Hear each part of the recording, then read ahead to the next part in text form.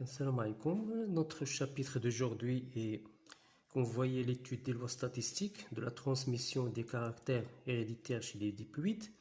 Tout d'abord, on va commencer par quelques notions de base que nous aurons besoin pour comprendre l'étude. Donc, vous voyez bien les notions que nous allons aborder avant d'entamer notre étude des lois statistiques. Donc, première notion, c'est ce qu'on appelle une cellule ou bien un individu diploïde. On parle d'un individu diploïde si, à une seule condition, que la cellule contient ce qu'on appelle des paires. Comme vous voyez bien, ces deux chromosomes verts forment un paire et ces deux chromosomes forment un paire. Donc, premier caractère, c'est qu'on a des paires de chromosomes. Deuxième caractère, c'est qu'on doit trouver deux chromosomes homologues dans chaque paire. Comme vous voyez ici, on a premier chromosome et un deuxième chromosome qui forment tous les deux un paire de chromosomes. Même chose ici. Donc, à la réalisation de cette condition, on dit que cette cellule est une cellule diploïde et on écrit la formule chromosomique sous forme de 2N. Donc, deuxième notion, c'est ce que ça veut dire des chromosomes homologues. On dit que deux chromosomes homologues, ces deux chromosomes portent les mêmes gènes dans les mêmes emplacements, ou bien ce qu'on appelle des locus. L'emplacement des gènes est appelé locus. Donc, vous voyez ici gène 1 sur le premier chromosome. Au même emplacement, on trouve le même gène qui est le gène 1. Par exemple, si on a à cet emplacement le gène qui est dans la couleur des cheveux, le chromosome homologue au même emplacement, on trouve le même gène qui est dans la couleur des cheveux. Même chose pour le deuxième gène, troisième, etc. Donc, troisième notion, c'est la notion de gène et allèle. Vous savez très bien que chaque gène peut apparaître sous plusieurs formes. Chaque forme est appelée allèle. Par exemple, on a ici deux formes. Ce gène peut apparaître sous cette forme ou bien sous cette forme.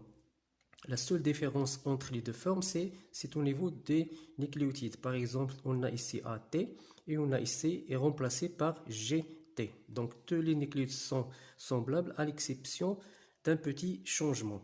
Quand le gène apparaît sous cette forme, qui s'appelle allèle, il donne des cheveux noirs.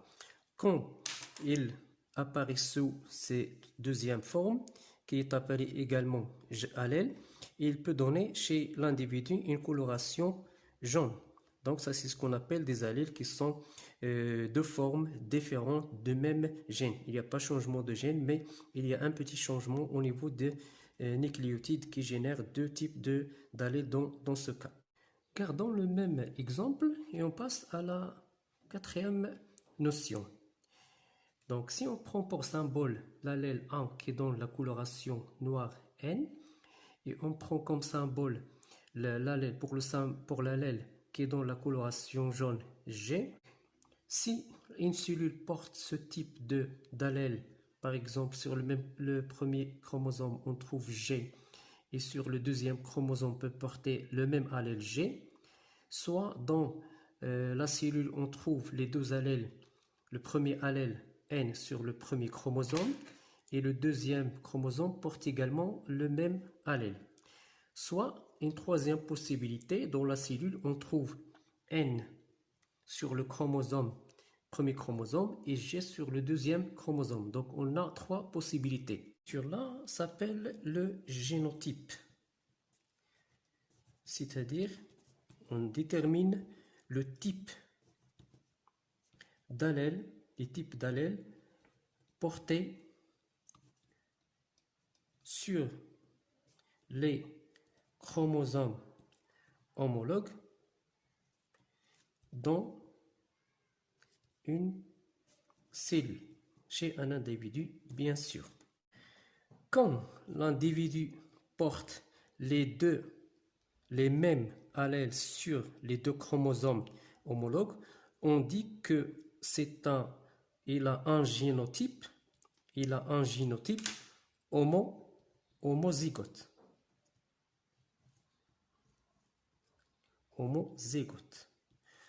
Quand il porte le même allèle sur les deux chromosomes, c'est la même chose, on dit qu'il est homozygote. Quand il porte deux allèles différents sur les chromosomes homologues, on dit qu'il a un génotype hétérozygote. Hétérozygote.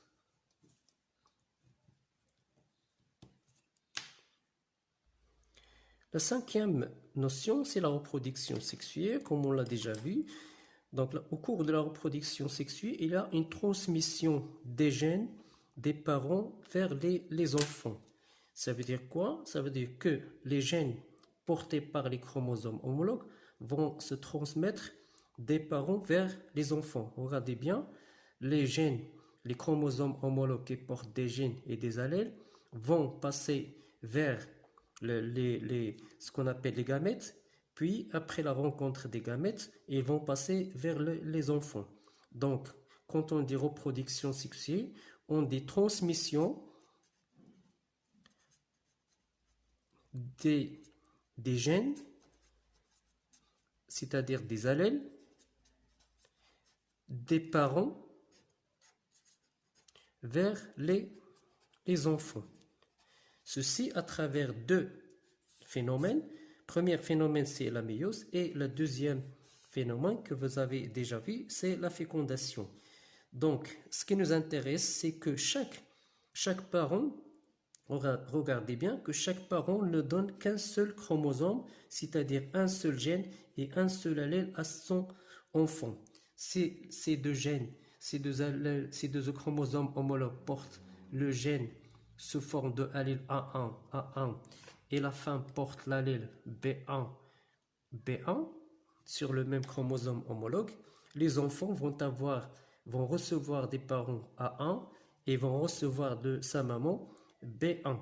Donc, ils auront un allèle parental et un allèle maternel.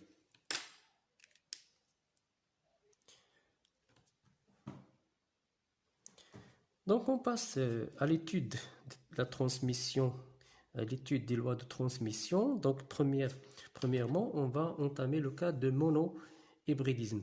Quand on dit monohybridisme, c'est-à-dire on va étudier un seul gène à deux allèles différents. C'est pour ça qu'on dit mono, c'est-à-dire un, hybride, ce gène porte deux allèles différents. Ou on dit un seul caractère, puisque chaque gène donne et contrôle un seul caractère héréditaire. Ce caractère héréditaire a également deux allèles, deux phénotypes qui sont différents. Par exemple, si on veut étudier la transmission de la couleur des yeux, donc on a un seul caractère héréditaire qui a une couleur soit noire, soit verte. Donc on a deux phénotypes différents, c'est l'hybridisme. Un seul caractère, c'est pour cela on dit mono. Donc, notre but dans ce chapitre, c'est de voir quand un parent se croise, qui porte des yeux, par exemple noirs, se croise avec une femelle à des yeux vertes, on va avoir soit des yeux noirs, soit vertes, soit une autre couleur chez les enfants. On va avoir soit le noir, vert ou bien autre couleur chez les enfants. Donc on va savoir à quel pourcentage on aura le noir, le vert ou bien autre chose. On va expliquer également les résultats. Ces résultats, quand on a le noir, pourquoi?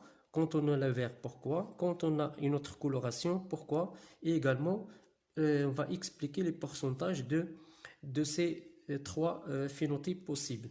Et à la fin, on va en déduire les lois de Mendel. Donc, on va commencer par le premier cas, c'est le cas de la dominance complète.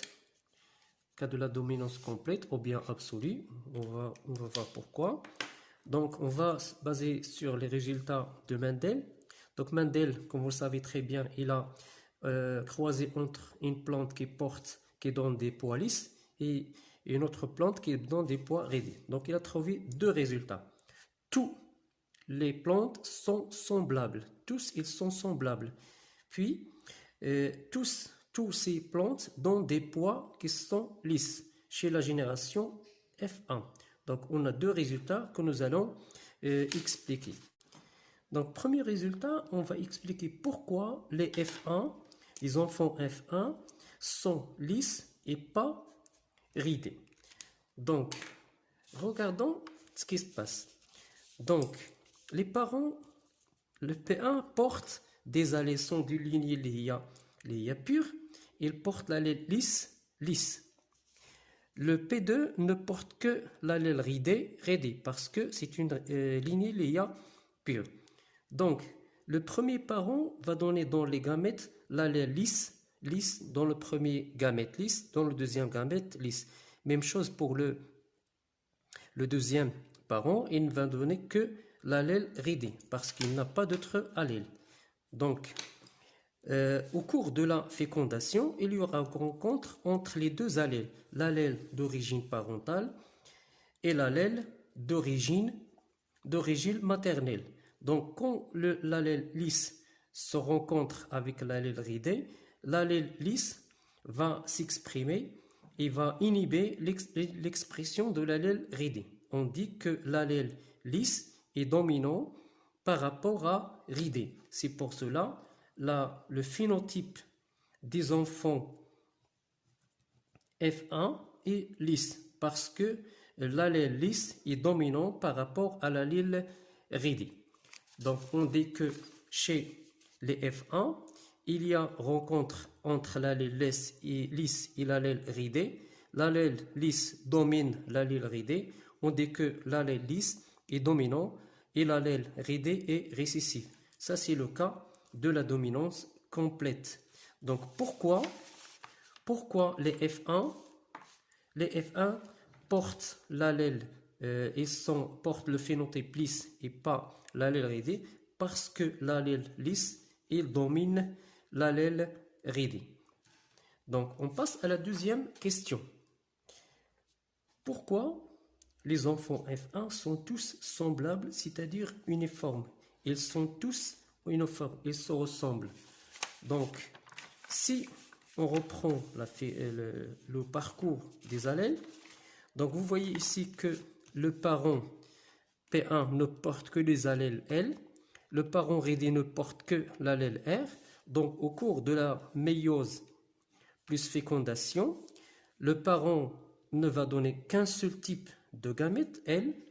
L'autre ne va donner à ses enfants que l'allèle R. Donc, le premier croisement, si on a croisement entre ces deux gamètes, on aura le premier enfant, il porte LR. Deuxième enfant, il porte LR. Troisième enfant porte également LR. Donc, on aura un seul type de fécondation, rencontre avec L d'origine paternelle et R d'origine maternelle. Donc, on n'aura pas autre chose également. On ne peut pas avoir d'autre chose que la rencontre entre L et R. Donc, si on refait ce croisement 1000 fois, on aura toujours la même possibilité, c'est-à-dire la rencontre entre L et R. C'est pour cela qu'on trouve que tous les enfants sont uniformes. Ils portent l'allèle paternel L et l'allèle maternel R et auront bien sûr un phénotype qui est L parce que L est dominant par rapport à R. Troisième question, pourquoi les F1 sont-ils hybrides, c'est-à-dire portent L d'origine paternelle et R d'origine maternelle, c'est-à-dire ils sont hétérozygotes à l'encontre. Donc pourquoi ils sont hétérozygotes? Regardez bien que les parents, parce que les parents sont différents, chacun porte des allèles différents. Chez le parent, on trouve L et chez la maman, on trouve R. Donc, certainement, le parent ne va donner que l'allèle R et la maman va leur donner l'allèle R. Donc, chez les enfants, on aura rencontre entre L d'origine paternelle et R d'origine maternelle. Puisque les deux parents sont différents, ça, c'est la cause. Ça, c'est pourquoi les enfants sont hétérozygotes, parce que les deux parents sont d'une lignée pure et portent des allèles différents. Donc, les parents, les F1 portent le phénotype lisse parce que l'allèle L est dominant. Les F1 sont tous semblables, uniformes parce que chaque parent ne donne qu'un seul type de gamète. Et pourquoi les F1 sont hybrides? Parce que les deux parents, chacun porte les allèles portés par les parents A1 sont différents des allèles portés par le deuxième parent. Première loi de Mendel. Donc, il a observé que chaque fois qu'il croise entre deux lignées pures différentes par un phénotype, L avec R, il observe que tous les enfants, si il reprend ce croisement 1000 fois à l'infini, il obtient toujours le même type d'enfant. Donc, il a conclu qu'il y a une loi.